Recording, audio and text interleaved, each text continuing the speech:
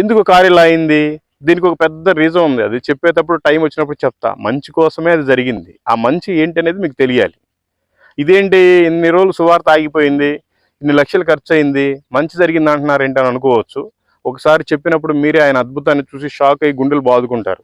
చెప్పే టైం వస్తుంది, చెప్తాను. అది ఇక్కడ పెడతారో తెలియదు, ఇక్కడ పెడతారో తెలియదు. ఆడైతే ఆల్రెడీ ఎలన్ మస్క్ మైండ్లోనే పెట్టుకున్నాడంట. మరి ఎక్కడ పెడతారో తెలియదు. అది వేయించుకుంటే మనం ప్రభు పిల్లలం కాదు, అది వేయించుకోకపోతే ఇక్కడ బ్రతకలేవు. మరి కాబట్టి మనం ఏం చేయాలి? మనం ప్రభుకు సాక్షిగా, మనం పవిత్రంగా పరిశుద్ధంగా ఉంటూ అనేక మందిని అగ్నిలో నుంచి లాగినట్టుగా లాగి ఆయన ఎదురు సాక్షిగా నిలబెట్టి మనమందరం కూడా ఆయన సమాజంగా మనం ఎత్తబడాలి, మిగలకూడదు. దానికోసం మనం ఆ లోకంలో సంపాదించాలంటే మనం ఈ లోకంలో ఏం చేయాలి? మార్కు సువార్త 16వ అధ్యాయము 15వ వచనం. మరియు మీరు సర్వలోకమునకు వెళ్ళి సర్వ సృష్టికి సువార్తను ప్రకటించుడి. మళ్ళీ చెప్పాడు దేవుడు, మళ్ళీ సువార్తకే లింకు పెట్టాడు. నీకు పరలోకంలో అక్కడ కావాలి అంటే స్థలం, ఇక్కడ దేవుని పని చేయాలి. ఎందుకు చేయాలి? ఎలా చేయాలి? 2వ తిమోతికి రాసిన పత్రిక 2వ అధ్యాయం 15వ వచనం. దేవుని ఎదుట యోగ్యునిగాను, సిగ్గుపడనక్కర్లేని పనివానిగాను, సత్యవాక్యమును సరిగ్గా ఉపదేశించువానిగాను నిన్ను నీవే దేవునికి కనపరుచుకొనుటకు జాగ్రత్త పడుము అని వాక్యం సెలవిస్తుంది.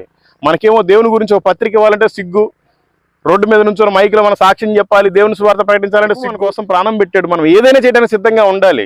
ఏదైనా అంటే ఎవరిని హత్య చేయటం కాదు, లేకపోతే రేప్ చేయటం కాదు, సువార్తను ప్రకటించాలి. అంత కసి ఉండాలి మనలో. ఎందుకు ప్రకటించలేం? మనం చెప్పాలి అనుకుంటే ఖచ్చితంగా చెప్పగలం. మనం పెట్రోల్ బంకులో పడుకోవాలంటే ఖచ్చితంగా పడుకోగలం. ఒక్కరోజు మీరు ఈ కారులో చూడండి, ఈ సీట్ని బెండ్ చేసుకొని ఒక్కరోజు పడుకోండి, వారం రోజులు పడుకోండి, మీకు తెలుస్తుంది.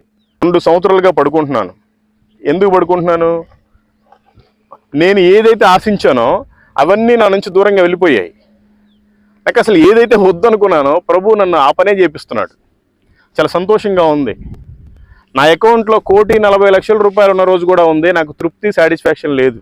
ఒక్కరోజు సువార్త ప్రకటిస్తే చాలా ఆనందం. ఆ ఆనందం ఎవరికి చెప్పలేనిది.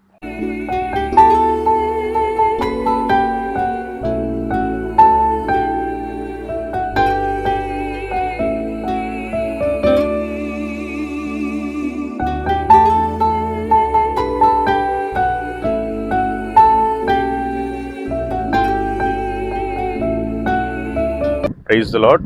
అందరికీ దేవుని పేరిట ప్రతి ఒక్కరికి వందనాలు. చాలామంది ప్రార్థనలు చేశారు, చాలామంది చెప్పలేని విధంగా చేశారు. అదన్నీ కూడా చెప్పకూడదు, ఎందుకంటే దేవునికి మహిమ రావాలి, మనుషులకు కాదు. దేవుని కార్యం. సాతాను గాడు ఏం చేశాడంటే జనవరిలో 18వ తేదీన దీనికి యాక్సిడెంట్ చేశాడు. ఇదిగోండి, ఇక్కడ మొత్తం డ్యామేజ్ అయింది, ఈ డోర్ కూడా మొత్తం డ్యామేజ్ అయింది. దానికి రీపెయింటింగ్ చేశారు, ఆ బంపర్కి కూడా చేశారు. ఇంజిన్ అయితే లోపల పార్ట్స్ మొత్తం కొత్తవి. దాన్ని ఆర్డర్ పెట్టి తెప్పించి వేసేసరికి లేట్ అయిపోయింది. యాక్చువల్గా లాస్ట్ వీకే వచ్చింది. అయితే వాళ్ళు 1000 కిలోమీటర్స్ తిరిగేసి మళ్ళీ రండి రీచెకప్ చేద్దామని చెప్పారు. ఆ తర్వాత వెళ్ళేసరికి లేట్ అయిపోయింది. మొన్న సాటర్డేనే తీసుకున్నాను. తీసుకున్న తర్వాత 2 రోజులు ఫీవర్ వచ్చింది, అందుకని రెస్ట్ తీసుకొని ఈరోజు మీకు అందరికీ తెలియజేస్తున్నాను. ఎందుకంటే చాలామంది మీరు ప్రార్థనలు చేశారు. అయితే ఇది ఎలా బయటకు వచ్చింది అనేది నేను చెప్పను, ఎందుకంటే మొత్తం దేవునికే మహిమ రావాలి కాబట్టి. ఆయన చిత్తంలో ఏమైతే జరగాలని ఉందో దాన్ని మాత్రమే జరిగించాడు. ఆయనకే సమస్త మహిమ, ఘనత, ప్రభావంలో చెందునుగాక, కలుగునుగాక. ఆమేన్. ఏది ఏమైనప్పటికీ కనీసం ఒక 45 రోజులు సువార్త పని ఆగిపోయింది పూర్తిగా. కానీ ఇప్పుడు ఇంకా నేను రేపటి నుంచి స్టార్ట్ చేస్తున్నాను. మీరంతా ప్రార్థించండి. అనేక మందిని అగ్నిలో నుంచి లాగినట్టుగా లాగి ఆయన ఎదుట సాక్షిగా నిలబెట్టాలి. మీరు కూడా ప్రార్థించండి. మీ ప్రార్థన ప్రతిఫలమే నేను ఎవరికైనా పాంప్లెట్ కానీ బైబిల్ కానీ ఇచ్చి మాట్లాడినప్పుడు వాళ్ళ మనసును మార్చేది దేవుడు, పరిశుద్ధాత్మ దేవుడు. మీరంతా అలా ప్రార్థన చేయండి, ఓకేనా? యాక్చువల్గా పనిలో పని ఇంజిన్తో పాటు నార్త్ ఈస్ట్ వెళ్దాం అనుకున్నప్పుడే టైర్లు మారుద్దాం అనుకున్నాం. కాకపోతే ఆ పాత టైర్లు అయిపోయినాయి, అన్నీ బాగా పంచర్లు పడ్డాయి, బాగా తిరిగిపోయినాయి అని కొత్త టైర్లు వేయించాం. ఇప్పుడు చాలా బాగుంది వెహికల్ అయితే. అసలు కొత్త బండిలో వెళ్తున్నట్టుగా ఉంది, స్మూత్గా ఉంది. దేవుని మహాకృప వలన మాత్రమే బండి బయటకు వచ్చింది. సాతాను గాడు ఓన్లీ ఒక 45 రోజులు సువార్త చేయకుండా ఆపగలిగాడు, కానీ ఈ లోపల చాలా కార్యాలు జరిగాయి. ఎందుకు అంటే మనం చేసే సువార్తను చూసి ఒక త్రాగుబోతు మారాడు, ఆయనే సువార్త ప్రకటిస్తున్నాడు. మనం చేసే సువార్తను చూసి ఒక వ్యభిచారి హైవే దగ్గర లారీల దగ్గర వ్యభిచారం చేసే వ్యభిచారి ఆ వృత్తిని వదిలేసింది, దేవుడికి సాక్షిగా నిలబడింది. ఆ తర్వాత సూసైడ్ చేసుకోవాలన్న తాడుతోటి ఉన్న ఒక సిస్టరు దాంట్లో నుంచి బయటకు వచ్చి సజీవంగా బ్రతికే ఉంది. దాని తర్వాత మీకు అందరికీ తెలుసు మతోన్మాదులు ఎంత రెచ్చిపోతూ ఉంటారో వాళ్ళ మనసులను కూడా కరిగించి బాప్తీసానికి సిద్ధపాటు చేశాడు. సో ఇన్ని కార్యాలు ప్రభు చేస్తున్నాడు అంటే దానికి అర్థం ఏంటి అంటే ఆయన రాకడ సమీపించింది, మనం చేసే పరిచర్య ఆయనకు అనుకూలంగా ఉంది, ఆయన చిత్తానుసారంగా జరుగుతుంది, ఆయన ఇష్ట ప్రకారంగా జరిగిస్తున్నాడు అని మనం అనుకోవాలి. ఇందు నిమిత్తం, ఈ పరిచర్య నిమిత్తం మీరంతా కూడా ప్రార్థించండి. నేనేం మిమ్మల్ని డబ్బులు అడగట్లేదు, మీరు ఇచ్చినా కూడా వద్దు, మీకు దండం, మీ డబ్బుకో దండం. మీరంతా ప్రార్థన చేయండి, మీ ప్రార్థనా బలం నాకు కావాలి, మీ ప్రార్థనా సపోర్ట్ నాకు కావాలి. నేను కారు యాక్సిడెంట్ అయినప్పుడే ఫోన్పే, గూగుల్ పే నెంబరు లేదంటే అకౌంట్ నెంబరు పెట్టినట్టయితే ₹1,00,00,000 పైనే వచ్చాయి. నాకున్న చిన్న చితక అప్పులు కూడా తీరిపోయాయి. బట్ అది దేవుడు అంగీకరించడు. ఎవరికైతే నిజంగా గుండెల్లో భారాన్ని పెడతాడో, అది మాత్రమే, ఎవరికైతే ప్రేరేపణ పెడతాడో అది మాత్రమే దేవుడు అంగీకరిస్తాడు ఆ అర్పణని. అంతేగాని మనం పెట్టే గూగుల్ పేలు, ఫోన్పే నెంబర్లు పెట్టే అర్పణ ఆయన అంగీకరించడు. అయినా కూడా మీరందరూ డబ్బులు వేయకపోయినా కూడా ప్రభు అయితే బయటికి తీసుకొచ్చాడు. దేవునికి స్తోత్రం. అది విశ్వాసం ఉండాలి. అంటే నేను దేవుడు పని చేస్తున్నాను, ఎందుకు కార్యం అయింది, దీనికి ఒక పెద్ద రీజన్ ఉంది. అది చెప్పేటప్పుడు టైం వచ్చినప్పుడు చెప్తా. మంచి కోసమే అది జరిగింది. ఆ మంచి ఏంటి అనేది మీకు తెలియాలి. ఇదేంటి ఇన్ని రోజులు సువార్త ఆగిపోయింది, ఇన్ని లక్షలు ఖర్చు అయింది, మంచి జరిగింది అంటున్నారు ఏంటని అనుకోవచ్చు. ఒకసారి చెప్పినప్పుడు మీరే ఆయన అద్భుతాన్ని చూసి షాక్ అయ్యి గుండెలు బాదుకుంటారు. చెప్పే టైం వస్తుంది, చెప్తాను. యాక్చువల్గా ఏంటంటే పాంప్లెట్స్ 1 lakh ప్రింట్ చేపిస్తే ఎప్పుడో అయిపోయినాయి, కొన్ని ఉన్నాయి. ఈ బైబిల్స్ పంచుతూ మేనేజ్ చేస్తున్నాం. అయితే అది రెండు వైపులా చాలా పెద్దది అయిపోయింది, A4 షీట్. అయినా కూడా దాంట్లో మ్యాటర్ అంతా ఫుల్గా ఉంది. ఎవరైనా ఒకసారి చదివితే దాన్ని ఖచ్చితంగా దేవుడు వాళ్ళతో మాట్లాడతాడు, వాళ్ళ మనసు మారే అవకాశం ఉంటుంది. దాంట్లో ఇంకేదో తీసేసి లేదంటే ఇంకేదో కలిపి నేను పెట్టాలనుకోవట్లేదు. యాక్చువల్గా మళ్ళీ ప్రింట్ చేయించాలి. దీనికి కూడా నేను అకౌంట్ నెంబరు, ఫోన్పే నెంబర్ ఇస్తే మీరు చాలా డబ్బులు వేస్తారు, నాకు తెలుసు. మీ డబ్బులు నాకు వద్దు, మీరంతా ప్రార్థించండి, ప్రభువే ప్రింట్ చేయించాలి. ఓకే, ఇది నిజం. ఆయనే భూమి మీదకి వచ్చి ప్రింట్ చేసి మనకి ఇచ్చిపోతాడు పత్రికలు. కారు కూడా అలాగే ఇచ్చిపోయాడు. ఈ మర్మం మీకు తెలియదు, మీకు త్వరలో చెప్తా. ఓకే, దేవుడు మనతోటి మాట్లాడకుండా, దేవుడు మనల్ని నడిపించకుండా ఎన్ని రోజులు నడపలేము, ఎన్ని రోజులు తిరగలేము. గత 27 నెలలుగా ఒంటరి ప్రయాణం, ఎవరో మధ్యలో వస్తూ ఉంటారు, వెళ్ళిపోతూ ఉంటారు, వాళ్ళందరితో సంబంధం లేకుండా మనం ఒంటరిగా తిరుగుతూ కనీసం ఇంచుమించు 2 సంవత్సరాలు ఓన్లీ పెట్రోల్ బంక్లోనే పడుకొని అలాగే పొద్దున్నే స్నానం చేసుకుంటూ వెళ్ళిపోతున్నాము అంటే ఇది చాలా ఉన్నతమైన పని అని నేను భావిస్తున్నాను. ప్రభు నా కోసం ప్రాణం పెట్టాడు, నాకెందుకు సిగ్గు, నేను ఒక నమ్మకమైన పనివానిగా ఉండాలి. క్రైస్తవుల మధ్యలో చెప్పుకోవాలంటే నేను కూడా ఒక షెడ్ వేసుకొని పాస్టర్ని అయిపోవచ్చు. ప్రభు అది చెప్పుకోవట్లేదు. ప్రభు కూడా అసలు ఆ పని చేయలేదు. ఆయన 3.5 సంవత్సరం సేవ చేశాడు. ఈ 3.5 సంవత్సరాల్లో ఎన్ని చోట్ల సంఘాల్లో బోధించాడు? ఆయన ఎప్పుడు బహిరంగంగానే బోధించాడు. అపోస్తులైన వాళ్ళు 12 మంది శిష్యులను చూడండి, పౌలు గారిని చూడండి, ఎక్కడ వాళ్ళు మందిరాల్లో ఎక్కువసేపు బోధించారు, ఎక్కువ రోజులు ప్రకటించారు? ఎప్పుడు బయటే బయటే బయటే. ఆయన ఏమంటున్నాడు?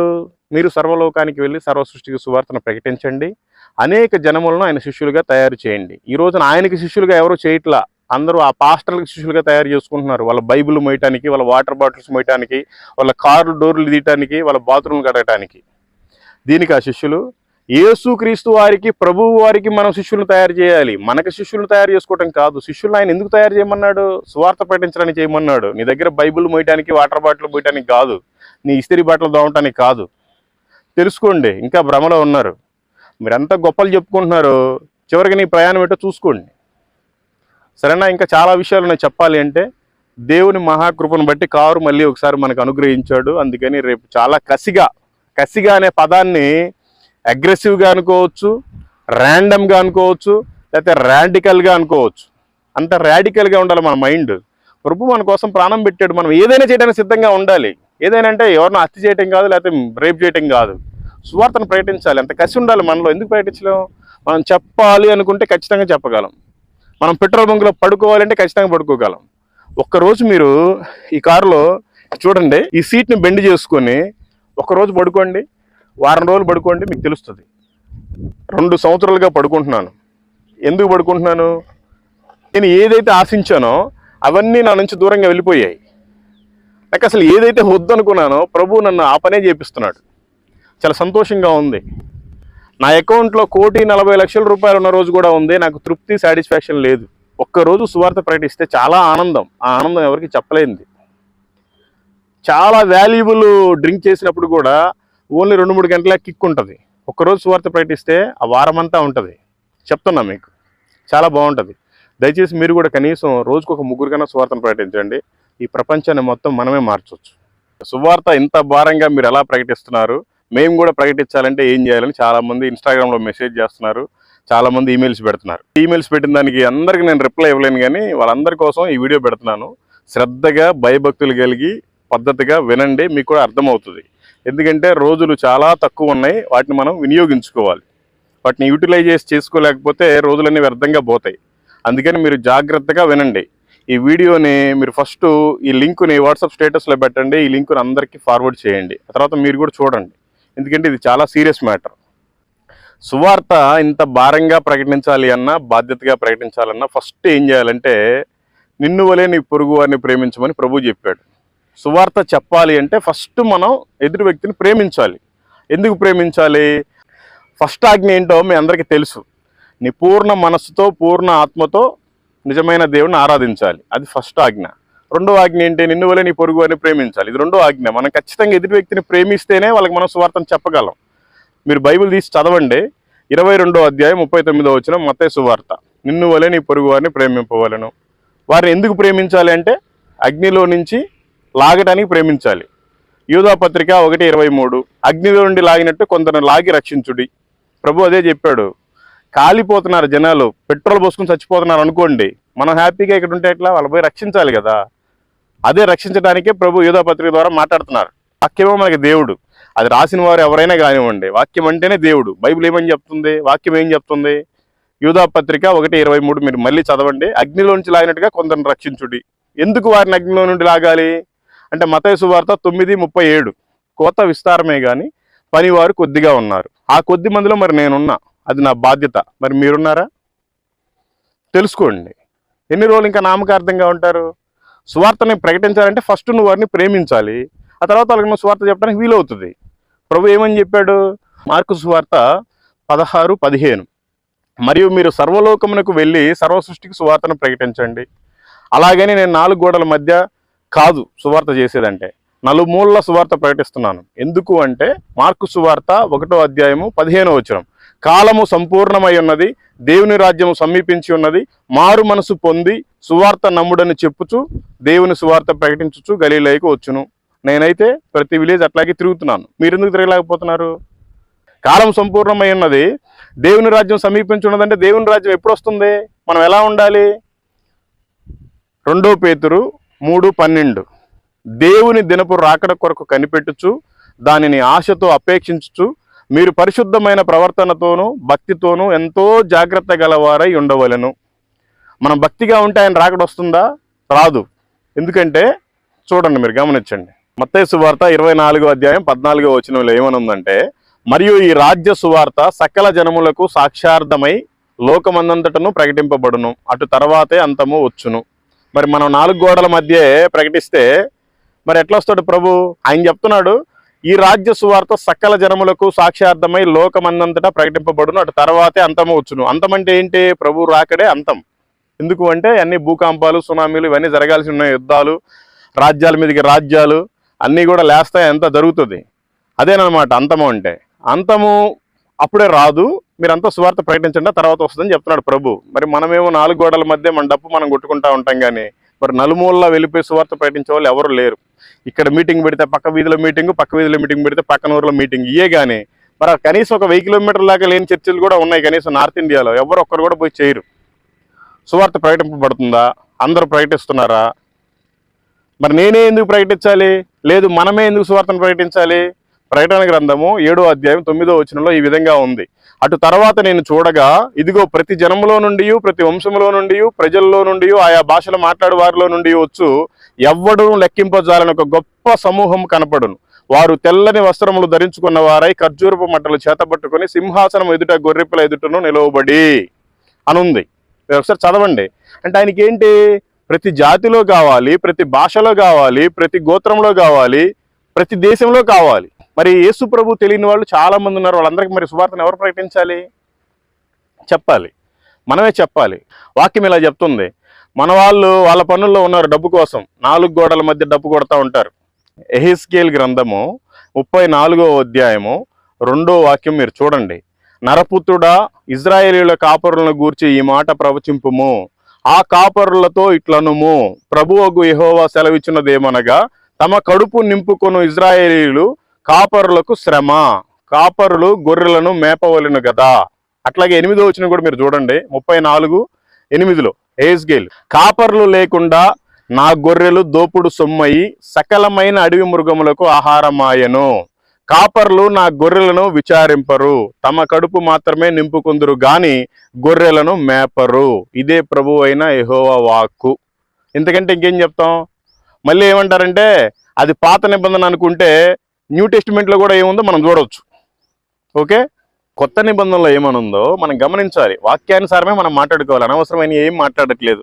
మీరందరూ చాలా మంది ఫీల్ అవుతూ ఉంటారు, ఏంద్రా బాబు నిన్నగాక మొన్న వచ్చాడు సువార్త స్టార్ట్ చేశాడు, మరి 1550 విలేజ్ల్లో చేశాడంట, మరి ఎందుకు ఇంత ర్యాష్గా మాట్లాడుతున్నాను అంటే వాక్యం చూపించే మాట్లాడతాను, ఊరికనే మాట్లాడేది కాదు. వాక్యం ఏం చెప్తుంది మనం వినాలిగా, మన కోసమే వాక్యం ఉండేది. వాక్యం అంటే ఎవరు? దేవుడే కదా. దేవుడు ఏం చెప్తుండో మరి వినకుండా మనం ఏం చేయడానికి ఇక్కడ ఉన్నాం? చాలా మంది చనిపోయారు, మనం బ్రతికున్నాం దేనికి? సరే, అది పాత నిబంధన అనుకుంటే పొరపాటే. కొత్త నిబంధనలు కూడా ఏముందో మనం ఒకసారి గమనించాలి. 2 కొరింథీయులకు రాసిన పత్రిక 11వ అధ్యాయము 13, 14, 15 వచనాలు మీరు చదవండి. ఏలయనగా అట్టివారు క్రీస్తు యొక్క అపోస్తుల వేషము ధరించుకుని వారు అయి ఉండి దొంగ అపోస్తులను మోసగాండ్రును పనివారునై ఉన్నారు. ఇది ఆశ్చర్యం కాదు, సాతాను తానే వెలుగుదూత వేషం ధరించుకొనుచున్నాడు గనుక వారి పరిచారకులను నీతి పరిచారకుల వేషము ధరించుకొనుట గొప్ప సంగతి కాదు. వారి క్రియల చొప్పున వారికి అంతము కలుగును. ఇది నిజం, వారు డబ్బు కోసం జీతగాళ్ళుగా మారారు. ఎందుకు అంటే యోహాను సువార్త 10వ అధ్యాయం మీరు 11, 12, 13, 14 మీరు చదవండి. నేను గొర్రెలకు మంచి కాపరిని, మంచి కాపరి గొర్రెల కొరకు తన ప్రాణము పెట్టును. జీతగాడు గొర్రెల కాపరి కాడు గనుక గొర్రెలు తనవి కానందున తోడేలు వచ్చుట చూచి గొర్రెలను విడిచిపెట్టి పారిపోవును. తోడేలు ఆ గొర్రెలను పట్టి చెదరగొట్టును. జీతగాడు జీతగాడే గనుక గొర్రెలను గూర్చి లక్ష్యము చేయక పారిపోవును. నేను గొర్రెల మంచి కాపరిని అని దేవుని వాక్యం సెలవిస్తుంది. ఈ రోజున డబ్బు కోసమే దశంభాగాలు ఇస్తున్నారా, కానుకలు ఇస్తున్నారా, చర్చిలో సౌండ్ సిస్టమ్ కావాలి, సాపలు కావాలి, పెయింట్ వేయాలి, బ్యానర్లు కావాలి, ఇదే అనుకుంటున్నారు. కానీ ఎందుకు? ఈ వారమంతా వాళ్ళ కుటుంబాన్ని పోషించుకోవడం కోసం, దేవుని మందిరాన్ని విస్తరించడం కాదు, సువార్తని మొత్తం ప్రచురింపజేయడం కోసం కాదు, వీళ్ళు వాళ్ళ సొంత కడుపులు నింపుకోవటం కోసమే. ప్రభు చెప్పాడు కదా, హెజ్కేలు ఏమని చెప్పాడు? అదనమాట. ఇక్కడ ఏమని చెప్తుంటాం మళ్ళీ కొత్త నిబంధనలో? అసలు గొర్రెలకు మంచి కాపర్లు లేరంట, వాళ్ళు ఓన్లీ వేషధారణలో ఉన్నారు. ఇది మీరు తెలుసుకోండి. ఆ జీతగాళ్ళ పరిస్థితి చివరికి ఎంత దారుణంగా ఉంటుంది అంటే ఇర్మియా గ్రంథము 23వ అధ్యాయము 1, 2 యెహోవా వాక్కు ఇదే, నా మందలో చేరిన గొర్రెలను నశింపజేయుచు చెదరగొట్టు కాపర్లకు శ్రమ. ఇశ్రాయేలు దేవుడైన యెహోవా తన జనులను మేపు కాపరులను గూర్చి ఇలాగున సెలవిచ్చుచున్నాడు, మీరు నా గొర్రెలను గూర్చి విచారణ చేయక నేను మేపుచున్న గొర్రెలను చెదరగొట్టి పారదోలితిరి. ఇదిగో మీ దుష్క్రియలను బట్టి మిమ్మల్ని శిక్షింపబోచున్నాను. ఇదే యెహోవా వాక్కు. దేవుడు ఏమని చెప్తున్నాడు తెలుసా? అసలు ఆ కాపర్లనే లేకుండా చేస్తున్నాడంట, వాళ్ళకి శ్రమ అంట. మళ్ళీ కూడా దేవుని వాక్యం ఏమని చెప్తుందంటే 2వ తిమోతికి రాసిన పత్రిక 2వ అధ్యాయము 3, 4, 5 వచనాలు మీరు గమనించండి బైబిల్ తీసి. క్రీస్తు యేసు యొక్క మంచి సైనికుల వలె నాతో కూడా శ్రమను అనుభవించుము. సైనికుడు ఎవడనో యుద్ధమునకు పోవునప్పుడు తన్ను దండులో చేర్చుకున్న వాణ్ణి సంతోష పెట్టవలనని ఈ జీవన వ్యాపారములలో చిక్కుకొనడు. మరియు జట్టి అయిన వాడు పోరాడునప్పుడు నియమ ప్రకారము పోరాడకుంటే వానికి కిరీటము దొరకదు. అక్కడ చూడండి ఏమంటున్నాడు, ఆ దండులో యుద్ధానికి పోయినప్పుడంట చేర్చుకున్న వాడిని సంతోష పెట్టడానికి పని చేయకూడదు. మనం కూడా ఒక చర్చికి వెళ్తున్నామంటే ఆ చర్చి పాస్టర్ గారు మెచ్చుకోవాలని పని చేయకూడదు, దేవుడు మెచ్చుకోవాలని పని చేయాలి. ఈ బుద్ధి జ్ఞానం ఉండాలి. మనం ఎంతసేపటికి పాస్టర్ గారు కారులో వస్తే డోరు తీయడానికి 10 మంది, ఆ బైబిల్ పట్టుకోవడానికి 2, బాటిల్ పట్టుకోవడానికి 2, మరి అసలు దేవుని పట్టుకునే వాళ్ళు ఎవరు లేరు, ఆ వాక్యాన్ని పట్టుకునే వాళ్ళు ఎవరు లేరు. సిగ్గుండాలి కొంచెం అన్నా. చదువుకుంటున్నాం, మనం ఎంతో చదువుకుంటున్నాం. ఎల్కేజీలోనే కనీసం ఇన్ని పుస్తకాలు చదువుతున్నాం, అంత పుస్తకం బైబిల్ గ్రంథం చదవలేకపోతున్నాం. 66 పుస్తకాలు కలిపి గ్రంథాన్ని చదవలేకపోతున్నాం, మనం పరిశుద్ధ గ్రంథాన్ని. కానీ మళ్ళీ మనం బాతాకరణాలు మామూలుగా చెప్పం. అందుకని పాస్టర్ కాదు వాల్యూ ఇవ్వాల్సింది, పాస్టర్ కాదు మనం మెచ్చుకోవాల్సింది, పాస్టర్ ముందు కాదు మనం గొప్పగా ఉండాల్సింది. దేవుడి దృష్టిలో ఉండాలి, దేవుని ముందు ఉండాలి, ఆయన రెక్కల కింద మనం ఉండాలి, గొప్పగా ఉండాలి, ఏదో తగ్గిపోయినట్టుగా కాదు. అంత ఉత్సాహంగా ఉండాలి దేవుడి పని అంటే. సువార్త ఎందుకు ప్రకటించలేకపోతున్నారు మీరు? తెలుసుకోండి, చాలా బాగుంటుంది. దేవుడు మనల్ని నమ్మి పరిచర్యను ఇచ్చాడు. దేనికి ఇచ్చాడు? 1 తిమోతికి రాసిన పత్రిక 1వ అధ్యాయము 12, 13 మీరు చదవండి. పూర్వము దూషకుడను, హింసకుడను, హానికరుడునైన నన్ను తన పరిచర్యకు నియమించి నమ్మకమైన వానిగా ఎంచినందుకు. ప్రతి వ్యక్తికి ఒక సాక్ష్యం ఉంటుంది. ఇటు త్రాగుబోతా, తిరుగుబోతా, వ్యభిచార, ఇంకొకట ఖచ్చితంగా ఉంటుంది. కానీ దాంట్లో నుంచి మనల్ని నమ్మకంగా ఆయన నియమించుకున్నాడు. దాని ప్రకారం మనం ఉండాలి. ఎక్కడ జీవిస్తున్నాం? అదే 13వ వచనం మీరు చూడండి. నన్ను బలపరిచిన మన ప్రభు అయిన క్రీస్తు యేసుకు కృతజ్ఞతుడునై తెలియక అవిశ్వాసము వలన చేసితిని గనుక కనికరింపబడితేనే. మళ్ళీ ఒకసారి చూడండి 13వ వచనం. నన్ను బలపరిచిన మన ప్రభువైన క్రీస్తు యేసుకు కృతజ్ఞతుడునై తెలియక అవిశ్వాసం వలన చేసితిని గనుక కనికరింపబడితేనే.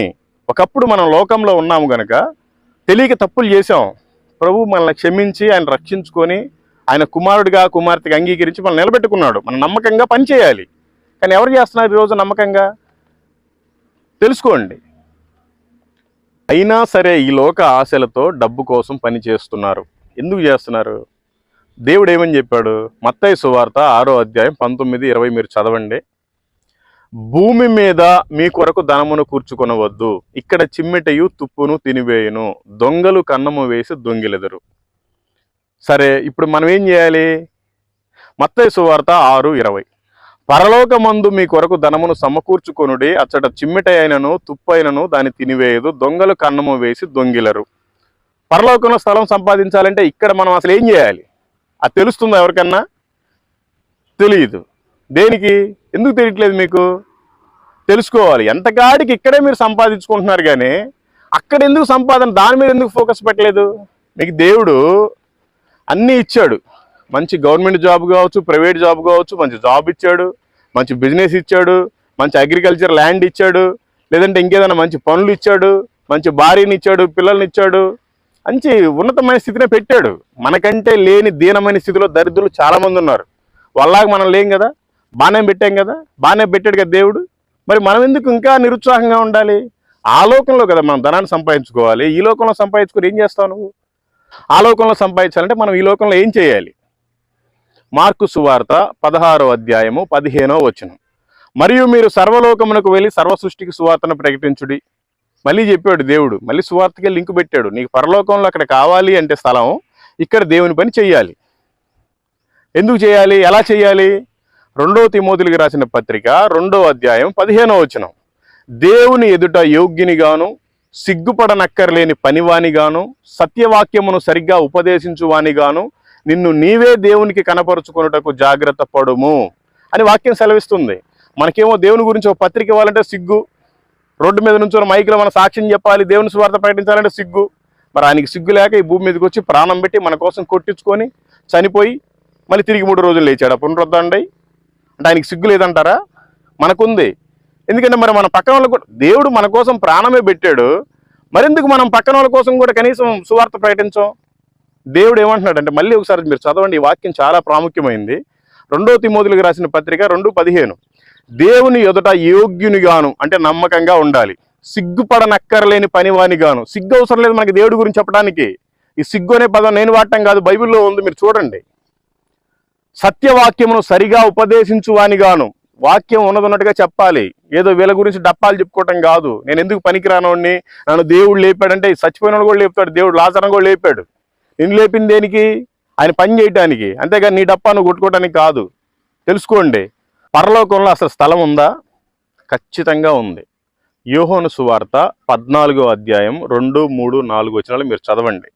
యేసు ప్రభు వారు రేపు పొద్దున ఇంకా ఆయనకి సిలువ అయిపోతున్నారు. శిష్యులతో ఆయన ఏం మాట్లాడుతున్నాడంటే, ప్రభువా నువ్వు ఎక్కడికి వెళ్తున్నావు అని ఆయన అడిగినప్పుడు శిష్యులంతా కూడా, నా తండ్రి ఇంట అనేక నివాస స్థలములు కలవు, లేని ఎడల నేను మీతో చెప్పుదును. అంటే నేను అబద్ధం చెప్పట్లేదు, మీకు నిజమే చెప్తున్నాను. ఆయన దగ్గర చాలా స్థలాలు ఉన్నాయి, నేను అందుకని వెళ్తున్నానని చెప్తున్నాడు. మీకు స్థలము సిద్ధపరచ వెళుచున్నాను. మళ్ళీ ఒకసారి వినండి. యోహాను సువార్త 14వ అధ్యాయము 2, 3, 4 మీరు బాగా క్లియర్గా గమనించండి. నా తండ్రి ఇంట అనేక నివాస స్థలములు కలవు, లేని ఎడల నేను మీతో చెప్పుదును. మీకు స్థలము సిద్ధపరచ వెళుచున్నాను. నేను వెళ్ళి మీకు స్థలము సిద్ధపరిచిన ఎడల నేనుండు స్థలములో మీరును ఉండులాగున మరలా వచ్చి నా యొద్ద నుండుటకు మిమ్మల్ని తీసుకొని పోవుదును. నేను వెళ్ళుచున్న స్థలమునకు మార్గము మీకు తెలియనని చెప్పెను. ఆయన మార్గం ఏంటో మనకు తెలుసుగా. ఆయన చెప్పాడుగా, యేసు నేనే మార్గము, నేనే సత్యము, నేనే జీవం అని చెప్పాడుగా. మరి ఆయనే మార్గం కదా. ఆయన మార్గం అయితే ఆయన మార్గంలో ఏ మార్గం మనకు తెలిసి ఉండాలి కదా. మరి ఎందుకు మనకు స్థలం అక్కడ ఉంది, మనం ఆయన మార్గంలో ఉన్నాము, ఆయన ప్రాంతంలో ఉన్నాము, మనం పరలోకంలో ఉంటున్నాము. అదొక మంచి అద్భుతమైన పట్టణము. ఆ పరలోక పట్టణం కూడా ఎంతో లేదు, ఓన్లీ చాలా చిన్న ల్యాండ్ మాత్రమే ఉంది. మనం మన ఇష్టం వచ్చినట్టు ఎకరాలు అంటే కుదరదు. అక్కడ చాలా చిన్న స్థలం అది. పరలోకము ఓన్లీ 2400 కిలోమీటర్లు మాత్రమే ఉంది. మీరు మళ్ళీ గమనించండి, ప్రకటన గ్రంథము 21వ అధ్యాయము 16వ వచనం. ఆ పట్టణము చచ్చవకమైనది, దాని పొడవు దాని వెడల్పుతో సమానము. అతడు కొలకర్రతో పట్టణమును కొలవగా కొలత 750 కోసులై ఉన్నది. దాని పొడవును ఎత్తును వెడల్పును సమానముగా ఉన్నవి. 750 కోసులు ఎంత అని మీరు గూగుల్లో కొట్టండి, తెలుస్తుంది. మరి మిగతా వాళ్ళు ఎక్కడుంటారు, ఎక్కడికి వెళ్తారు? మార్కు సువార్త 16వ అధ్యాయము 16వ వచనం. నమ్మి బాప్తిసం పొందిన వాడు రక్షింపబడును, నమ్మని వానికి శిక్ష విధింపబడును. శిక్ష అంటే ఏంటి? శిక్ష అంటే ఏంటండి మీకు తెలుసు కదా. మిగతా వాళ్ళందరూ కూడా నరకానికి వెళ్ళిపోతారు. ఎందుకు నరకానికి వెళ్ళిపోతారంటే వాళ్ళంతా భక్తులు కాదు, భక్తిహీనులు. మీరు సామెతల గ్రంథం 16వ అధ్యాయము 4-5 వచనం మీరు చదవండి. సామెతల గ్రంథం 16వ అధ్యాయము 4-5 మీరు చదవండి, గమనించండి. యెహోవా ప్రతి వస్తువును దాని దాని పని నిమిత్తము కలుగు చేసెను, నాశన దినమునకు భక్తిహీనులను కలుగు చేసెను. కారు ఉంది నడుపుకోవటానికి, వాచ్ ఉంది టైం చూసుకోవటానికి, ఓకే, ఫోన్ ఉంది వీడియో తీసుకోవటానికి, ఫోటోలు తీసుకోవటానికి, మాట్లాడటానికి, ల్యాండ్ ఉంది పొలాన్ని పండించుకోవటం కోసం. మరి భక్తిహీనులు ఎందుకు తయారు చేశాడు? నాశన దినం కోసం తయారు చేశాడు. అది నరకమనే మనం అర్థం చేసుకోవాలి. ఇది వాక్యం అంతే, పలు విధాలుగా అర్థం చేసుకోవచ్చు. ఓకేనా? మీరు గమనించండి. 5వ వచనంలో ఏమనుంది? గర్వహృదయులందరూ యెహోవాకు హేయులు, నిశ్చయముగా వారు శిక్ష నొందుదురు. ప్రతి ఒక్కరు గర్వపడుతున్నాడు. నీ దగ్గరికి ఎంతమంది వచ్చారు? 20 మంది వచ్చారు, 30 మంది వచ్చారు, 50 మంది వచ్చారు. నాకు 3 సంఘాలు ఉన్నాయి, 4 సంఘాలు ఉన్నాయి, ఖాళీ లేదు. పొద్దున్న ఆడ చెప్పాలి, సాయంత్రం ఏడ చెప్పాలి, మధ్యాహ్నం ఇంకోసారి చెప్పాలి. ఈ ఈడ చెప్పుకోవడాలు ఆడ చెప్పుకోవడాలే కానీ ఏది ఈ క్రైస్తవుల మధ్యలోనే, అన్యుల మధ్యలోకి వెళ్ళి ఎవడు చెప్పట్లేదు. వాడు ఎందుకంటే గర్విష్టి. నాకు ఇంతమంది విశ్వాసులు ఉన్నారు, నేను ఓన్లీ తెల్ల బట్టలు వేసుకుంటాను, ఇదే పాస్టర్ లక్షణం. కలర్ బట్టలు వేసుకునే వాళ్ళంతా పాస్టర్లు కాదు, వాళ్ళు విశ్వాసులు కాదు. ఈ టైపులో కొంతమంది భ్రమలో ఉన్నారు. వాళ్ళంతా వెలుగుదూత వేషం ధరించుకొని ఉన్నారు కొంతమంది, అందరు కాదు కొంతమంది. వాళ్ళు అనుకుంటా ఉంటారు. అందుకే దేవుడు క్లియర్గా చెప్తున్నాడు సామెతలు 16:5లో, గర్వహృదయులందరూ యెహోవాకు హేయులు, నిశ్చయముగా వారు శిక్ష నొందుదురు. తెలుసుకోవాలి. సరే, ఇప్పుడు మనం ఏం చేయాలి? ఎఫెసీయులకు రాసిన పత్రిక 5వ అధ్యాయము 15, 16, 17 మీరు ఒకసారి చదవండి, గమనించండి. దినములు చెడ్డవి గనుక మీరు సమయమును పోనీయక సద్వినియోగము చేసుకొనుచు అజ్ఞానుల వలె కాక జ్ఞానుల వలె నడుచుకున్నట్లు జాగ్రత్తగా చూచుకొనుడి. ఇందు నిమిత్తము మీరు అవివేకులు కాక ప్రభు యొక్క చిత్తం ఏమిటో గ్రహించుకొనుడి. చాలా మందికి ప్రభు చిత్తం ఏంటో తెలియదు. వీళ్ళ చిత్తం వీళ్ళు చేసుకుంటా ఉంటారు. ప్రభు చిత్తం ఏంటి? ఆయన ఎక్కడ సభలను పెట్టమంటున్నాడు, ఎక్కడ సువార్తను ప్రకటించమంటున్నాడు, ఎక్కడ స్వస్థత సభలు పెట్టమంటున్నాడు? ఏమంటే స్వస్థత సభలు అవసరమా అండి? సరే, అవసరమే. ప్రభు కార్యాలు చేయడా? ప్రత్యేకంగా స్వస్థతల కోసమే సభలు పెట్టేస్తుంటారు. అసలు సువార్తే లేదురా నాయన, ఒక పక్క నశించిపోతున్నారు ప్రజలు. ఆయన రాకడేమో సమీపించుంది, ఆయనేమో నేను మీకు స్థలాన్ని సిద్ధపరచడం కోసం వెళ్ళా, నేను వస్తున్నాను తొందరలో, అంతం అప్పుడే రాదు, మొత్తం రాజ్య సువార్త అంతా ప్రకటించబడాలని చెప్తున్నాడు. మనమేమో రాజ్యం మొత్తం ఎక్కడ సువార్త ప్రకటిస్తాం? మన వాళ్ళకి మనమే ప్రకటిస్తాం. సిగ్గుండాలి, చెప్పుకుంటే సిగ్గుచేటు. పేరుకు మాత్రం పెద్ద పెద్ద పాస్టర్లం, క్రైస్తవులం. దేనికి? నిన్ను వలె నీ పొరుగు అని ప్రేమించాలి. ఎంతసేపు నీ మందిరానికి వచ్చే వాళ్ళనే ప్రేమిస్తావు కానీ మందిరంలో నుంచి బయటకు వచ్చి నువ్వు ప్రేమించలేవు కావాలని ఎవరిని? అది ప్రేమ? అది దేవుని ప్రేమ? అంటే నీ వాళ్ళే నువ్వు ప్రేమించుకుంటున్నావు, అది స్వార్థమే. మరి పక్కన వాళ్ళు ఎందుకు ప్రేమించట్లేదు? ప్రేమిస్తావు, నువ్వు వేరే దూరం వెళ్ళి సువార్త ప్రకటిస్తావు కదా, ప్రకటించట్లేదు. దానికి అర్థం ఏంటి? హెబ్రీయులకు రాసిన పత్రిక 4:13 మీరు చదవండి. మరియు ఆయన దృష్టికి కనపడని నష్టము ఏదీ లేదు, మనం ఎవ్వనికి లెక్క చెప్పవలసి ఉన్నదో ఆ దేవుని కన్నులకు సమస్తమును మరుగు లేక తేటగా ఉన్నది. మనం దేవుడికే లెక్క చెప్పాలి కానీ ఇంకెవ్వరికి చెప్పాల్సిన అవసరం లేదు. అది మరుగు లేక ఆయనకే మొత్తం తేటగా కనపడుతుందట సమస్తం. మనం ఇంకా అంధకారంలోనే ఉన్నాం, ఎవరు చూడట్లేదులే అనే కళ్ళు మూసుకొని పిల్లి తాగుతున్నట్టుగా ఉంది మన పరిచర్య, మన సువార్తలో. తెలుసుకోండి, అందరికీ వినిపింపజేయాలి. రాకడ సమీపించింది. సిగ్గుపడనక్కర్లేదు, గర్వపడనక్కర్లేదు, సానుభూతితోటి తగ్గించుకొని దేవుని పని చేయాలి. యెషయా గ్రంథం 55:6-7 యెహోవా మీకు దొరుకు కాలమునందు ఆయనను వెదకుడి, ఆయన సమీపములో ఉండగా ఆయనను వేడుకొనుడి. భక్తిహీనులు తమ మార్గమును విడువవలెను, దుష్టులు తమ తలంపులను మానవలెను. వారు యెహోవా వైపు తిరిగిన ఎడల ఆయన వారి యందు జాలిపడును, వారు మన దేవుని వైపు తిరిగిన ఎడల ఆయన బహుగా క్షమించును. ఇప్పటిదాకా అయిపోయింది. దయచేసి యెహోవా మనకు సమీపంలోనే ఉన్నాడంట. దేవుడు మనకు సమీపంగా ఉన్నాడు. ఆయన ఇప్పుడే మనం వెతకాలి, ఆయన్ని వేడుకోవాలి. మన చెడు మార్గంలోనే విడిచిపెట్టాలి, ఈ దుష్ట మార్గంలోనే విడిచిపెట్టాలి. ఆయన దగ్గర క్షమాపణ పొందితే ఆయన ఖచ్చితంగా మనల్ని బహుగా క్షమిస్తాడంట. కానీ మనకుంది అసలు అలాంటి హృదయం? మత్తయి సువార్త 6వ అధ్యాయం 33-34లో ఈ విధంగా ఉంది. కాబట్టి మీరు ఆయన రాజ్యమును నీతిని మొదట వెదుకుడి, అప్పుడు అవన్నీ మీకు అనుగ్రహింపబడును. రేపటిని గూర్చి చింతింపకుడి, రేపటి దినము దాని సంగతులను గూర్చి చింతించును. ఏనాటి కీడు ఆ నాటికి చాలును. మరి ఏం చేస్తున్నాం మనం? ఆయన రాజ్యాన్ని, ఆయన నీతిని మనం వెతకాలంట. మరి మనం వెతకట్లా. రేపటికి ఇంకేం సంపాదిద్దాం, రేపటికి ఎంతమందిని ఆ చర్చిలో ఈ చర్చిలోకి లాగాలి, రేపు ఎంతమందిని మనం సభలు పెట్టి ఆ సభల్లో కూడా మన పాంప్లెట్లు మన బ్యానర్లు వేసి మొత్తం వాళ్ళందరూ ఇక్కడికి లాగాలి అని ఈ భ్రమలో ఈ దీంట్లోనే ఉన్నారా మీరు? ఆల్రెడీ ఒక చోట సభ జరుగుతుంది, వాళ్ళంతా పరిశుద్ధులే ఒక రకంగా. వాళ్ళకెళ్ళి నువ్వు సువార్త పత్రికలు పంచితే వాళ్ళు వచ్చి మళ్ళీ నీ సంఘంలో ఉండాలా? నువ్వు పంచాల్సింది అన్యులకు కదా. పోయి మళ్ళీ క్రైస్తవులకి ఎందుకు నీ సువార్త పత్రికలు పంచుతున్నావు? పోయి సభలు జరిగే దగ్గర ఎందుకు నీ ఫ్లెక్సీలు పెడుతున్నావు? కనీసం నీకు ఆ మాత్రం జ్ఞానం లేదా? అరే ఎందుకు పనికి రానివాడు కనీసం రోజుకు ఒక పూట భోజనం పెట్టి 4 మాటలు సువార్త మాటలు చెప్తున్నావే? పెద్ద పెద్ద పాస్టర్లు అయ్యారు, మీకు పెద్ద మంది, చాలా మంది విశ్వాసులు వేలల్లో ఉన్నారు, లక్షల మంది సబ్స్క్రైబర్స్ ఉన్నారు. ఏం చేయటానికి? కనీసం నీకు బుద్ధి జ్ఞానం ఏమైపోయింది? ఓ చోట భయంకరమైన మంచి సువార్త సభలు జరుగుతుంటే మీటింగ్స్, అక్కడికి వెళ్ళి నీ ఫ్లెక్సీలు వేసి నీ పాంప్లెట్లు పంచుతావా? ఇది ఎంతవరకు న్యాయం పాస్టర్ గారు? తెలుసుకోండి. చెప్పిన వాళ్ళకి ఎన్నిసార్లు చెప్తారు సువార్త, విని వాళ్ళకి కూడా బోరెక్కిపోయి మందిరంలో నిద్రపోతున్నారు. మేలుకొని ఉండే వాళ్ళకి చెప్పండి బయటికి వెళ్ళి.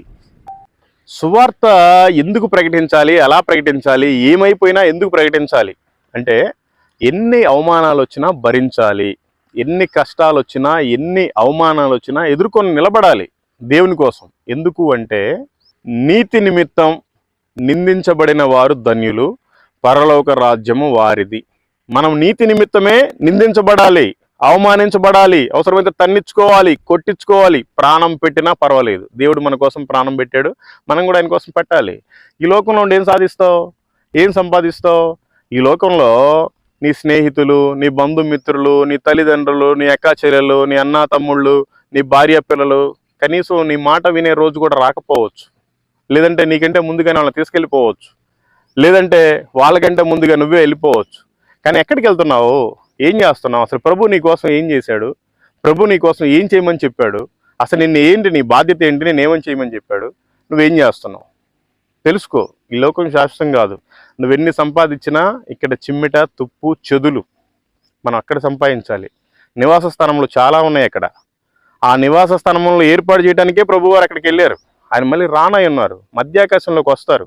మనం రెప్పపాటులో ఎగిరి ఆయన చెంతకి చేరాలి. ఈ చేరే పరిశుద్ధతలో మీరున్నారా? చేరే పరిశుద్ధత మనకు కలిగి ఉండాలిగా. రెప్పపాటులో బూర ఊదనంగానే మనం మహిమ శరీరం ధరించి వెళ్ళిపోవాలి. అది ధరించి వెళ్ళిపోవాలంటే ఊరికే వెళ్ళిపోం. భార్యాభర్తలు ఇద్దరు ఒకరే వెళ్ళిపోతారంట, ఒక చోట ఇద్దరు భోజనం చేస్తుంటే ఒకరే వెళ్ళిపోతారంట, చర్చిలో ఇద్దరు ఆరాధన చేస్తుంటే ఒకరే వెళ్ళిపోతుంటారంట. మరి ఆ ఒక్కరిలో మనం ఉన్నామా? అదే ఒకవేళ ఎత్తబడినప్పుడు ఆ 7 సంవత్సరాల విందు ఉంటుంది అక్కడ, మనం కనుక వెళ్ళిపోతే, అదే ఇక్కడ కనుక మిగిలిపోతే 3.5 సంవత్సరాలు శ్రమలు, 3.5 సంవత్సరాలు మహాశ్రమలు. ఆధార్ కార్డు పెట్టడమే ఒక పెద్ద శ్రమ. ఆధార్ కార్డు లింకప్ అయింది. ఈ మధ్య ఎలన్ మస్క్ ఒక చిప్పు తయారు చేశాడంట. ఏం మనం చదివినా, మాట్లాడినా, ఆలోచించినా మొత్తం స్టోర్ అవుతాయి. మనం ఎక్కడ తిరిగినా ప్రభుత్వం దగ్గర ఉంటుంది మన డేటా అంతా. మనం ఎక్కడ తిరిగినా ప్రభుత్వానికి తెలిసిపోద్ది. మన బ్యాంకులో ఎంత డబ్బులు ఉన్నా, ఎవరికి ఫోన్పే చేసినా, ఎవరికి గూగుల్ పే చేసినా, ఏది కొన్నా మొత్తం తెలిసిపోద్ది. బైబిల్లో ఒక మాట ఉంది, మీరు 666 ముద్రను వేయించుకొని వద్దని ఉంది. అది వేయించుకోకపోతే మనకి రేషన్ లేదు, వాటర్ లేదు, మనం ఎక్కడికి ట్రావెల్ చేయలేము, కనీసం డీజిల్ పెట్రోల్ కూడా కొట్టరు, ఏమి కిరాణా సామాన్లు కూడా కొనుక్కోలేము. ఎందుకంటే డబ్బులు బ్యాన్ చేస్తారు, ఈ ఫోన్పే గూగుల్ పే తీసేస్తున్నారు. ఆ చిప్ ఒకటి పెడతారు, అది ఇక్కడ పెడతారో తెలియదు, ఇక్కడ పెడతారో తెలియదు. ఆడైతే ఆల్రెడీ ఎలన్ మస్క్ మైండ్లోనే పెట్టుకున్నాడంట. మరి ఎక్కడ పెడతారో తెలియదు. అది వేయించుకుంటే మనం ప్రభు బిడ్డలం కాదు, అది వేయించుకోకపోతే ఇక్కడ బ్రతకలేవు. మరి కాబట్టి మనం ఏం చేయాలి? మనం ప్రభుకు సాక్షిగా మనం పవిత్రంగా పరిశుద్ధంగా ఉంటూ అనేక మందిని అగ్నిలో నుంచి లాగినట్టుగా లాగి ఆయన ఎదురు సాక్షిగా నిలబెట్టి మనమందరం కూడా ఆయన సమాజంగా మనం ఎత్తబడాలి, మిగలకూడదు. దానికోసం మనం కనిపెట్టుకోవాలి. దేనికోసం కనిపెడుతున్నావు నువ్వు? అరే వాళ్ళకి ఎక్కువ శాలరీ వచ్చింది, నాకు రాలేదని బాధపడుతున్నావా? వాళ్ళ బిజినెస్ బాగా రన్ అవుతుంది, నాకు నష్టపోయానని బాధపడుతున్నావా? వాళ్ళకి ఎక్కువ మంది విశ్వాసాలు వస్తున్నారు, నా చర్చికి తక్కువ మంది వస్తున్నారు అని నువ్వు బాధపడుతున్నావా? అసలు నీ దగ్గర ఉండే వాళ్ళు పరిశుద్ధంగా ఉంటున్నారా? అసలు ఫస్ట్ నువ్వు పరిశుద్ధంగా ఉంటున్నావా తెలుసుకోండి. ఎంతకాలం ఇంకా అవే చెప్పిన మాటలు చెప్తారు? చెప్పిన వాళ్ళకి ఎందుకు చెప్తున్నారు? కొత్త వాళ్ళకి చెప్పొచ్చు కదా. దయచేసి మీకు దండం పెట్టి చెప్తున్నాను, ఆయన రాకడ బహు సమీపంగా ఉంది. మీరు అందరు కూడా మారండి, అనేక మందిని మార్చండి. వాళ్ళ మతాన్ని, వాళ్ళ కులాన్ని కాదు, వాళ్ళ మనసుని దేవుడు మారుస్తాడు మనం వాళ్ళకి సువార్త చెప్పినప్పుడు. Okay, thank you. మనం ఎంతటి వారమైనా ఎలాంటి వారమైనా రోజు 3 పూట్ల భోజనం పెడుతున్నాడు. మన నినాదం ఇదే, మనకు 3 పూట్ల భోజనం పెడుతున్నాడు. కనీసం ఒక 3 కన్నా సువార్తను ప్రకటించలేకపోతే, ఏదో ఒక రూపంగా వాళ్ళకి దేవుడి గురించి మాట్లాడటం వీలు కాకపోతే, మనం క్రైస్తవులని చెప్పుకోవడం సిగ్గుచేటు. దానికంటే చచ్చిపోవటం మేలు. చచ్చిపోయిన వాళ్ళు చాలామంది ఉన్నారు, వాళ్ళు పరిశుద్ధులు. ఆయన రాకడలో వాళ్ళైనా ఎత్తబడతారేమో కానీ నువ్వు బ్రతికి సజీవంగా ఉండి కూడా నువ్వు ఎత్తబడలేవు. ప్రకటన గ్రంథం చదవండి. ఈ రోజున పాస్టర్లు ఎవరు బోధించట్లేదు. బైబిల్లో ఉండేది 66 పుస్తకాలు అయితే 65 గురించే చెప్తున్నారు. కానీ 66 చెప్పాలి అంటే ఫస్ట్ వీళ్ళకి దమ్ము ఉండాలి, వీళ్ళకి ఆ పరిస్థితి ఉండాలి, ఆ తెగింపు ఉండాలి, ఆ త్యాగం ఉండాలి. వాళ్ళు చదవరు, మీకు చెప్పరు. మీరేమో వారానికి ఒకసారి బైబిల్ని స్టైల్గా తీసుకొని పోతారు, జిప్పు కూడా తీస్తారో తీరు, ఓపెన్ కూడా చేస్తారో చేయరు. ఎందుకంటే రిఫరెన్స్లు కూడా వాళ్ళే చదివేస్తారు. మీకు అసలు చదువే లేదు. కనీసం మీ వ్యక్తిగతంగానైనా అసలు మీ ఆత్మను దేవుడికి అప్పచెప్పుకుంటున్నారా? పరిశుద్ధంగా ఉంటున్నారా? ప్రార్థన చేసుకుంటున్నారా? వాక్యాన్ని చదువుతున్నారా? వాక్యానుసారం జీవిస్తున్నారా? దేనికి ఈ నామకార్థ బ్రతుకు? చచ్చిపోయిన శవమైనా సరే ఆ రాకడలో లేచి వెళ్ళిపోద్ది. మనం లేకపోతే ఇక్కడే విడవబడితే చాలా శ్రమలు. ఆల్రెడీ ఎలక్షన్ దగ్గరికి వస్తుంది. ఎవరు గెలుస్తారో తెలియదు, ఏ ప్రభుత్వం వస్తుందో తెలియదు, పరిపాలన ఎలా ఉంటుందో తెలియదు. అసలు మన చర్చిలో మనం కూడా సువార్త చెప్పుకోలేం, వాక్యం చెప్పుకోలేం. అలాంటి పరిస్థితులు వస్తాయి. దేవుడు చెప్పాడు, పగలున్నంత వరకు శ్రమపడుడి, చీకటి రాబోతుంది, చీకటి వచ్చిన తర్వాత ఏమీ చేయలేం. ఇప్పుడు అవకాశం ఉంది సువార్త చెప్పడానికి. చెప్పకుండా సైలెంట్గా చేతులు ముడుచుకుని నీ పనిలో నువ్వు చూసుకుంటున్నావా? మరి దేవుడి పని ఎవరు చేయాలి? ఆయన కూడా అలాగే అనుకుంటే ఆయన నీకోసం వచ్చి ఎందుకు ప్రాణం పెట్టాలి? నీ కనీసం బుర్ర లేదా? జ్ఞానం లేదా? ఏం చేయడానికి నువ్వు పుట్టావు? ఏం చేస్తున్నావు? ఏం సాధిస్తున్నావు? ఆయన లేకుండా నీ జీవితం అంతా సున్నా. ఏం చేసినా ఆయన నువ్వు మొత్తుతాడు. ఏదో ఒక రోజు నన్ను మొత్తాడు, నేను తెలుసుకున్నా. దయచేసి మీరు కూడా మారండి, తెలుసుకోండి. ఆయన మొత్తిన తర్వాత మీరు దేన్ని ప్రేమించినా మీ దగ్గర నుంచి తీసిపడేస్తాడు. నాది అదే జరిగింది. అందుకని చెప్తున్నా, అన్ని పోతే పోయినాయి. నేను దేవుణ్ణి కలిగి ఉన్నాను, మీరు కూడా కలిగి ఉండండి. Thank you. Praise the lord. దేవుడు మిమ్మల్ని, మీ కుటుంబాలని, మీ సంఘాలని దీవించి ఆశీర్వదించును గాక. ఎప్పుడు అంటే మీరు పరిశుద్ధంగా జీవిస్తూ మీ సాక్ష్యాన్ని కాపాడుకుంటూ ఆయన సువార్తను ప్రకటించినప్పుడు. Okay, thank you. Praise the Lord. God bless you all. సంగమనే మందలు ఓ మంచి కాపరి, సుఖమును విడచి కష్టముల కోర్చి, మందను పెంచి దీవించినావు. సంగమనే మందలు ఓ మంచి కాపరి, సుఖమును విడచి కష్టముల కోర్చి, మందను పెంచి దీవించినావు. గొప్పగా కాపరి, గాయములే తప్ప నీకు మిగిలిందేమిటి? గాయములే తప్ప నీకు మిగిలిందేమిటి? సంగమనే మందలు ఓ మంచి కాపరి, సుఖమును విడచి కష్టముల కోర్చి, మందను పెంచి దీవించినావు.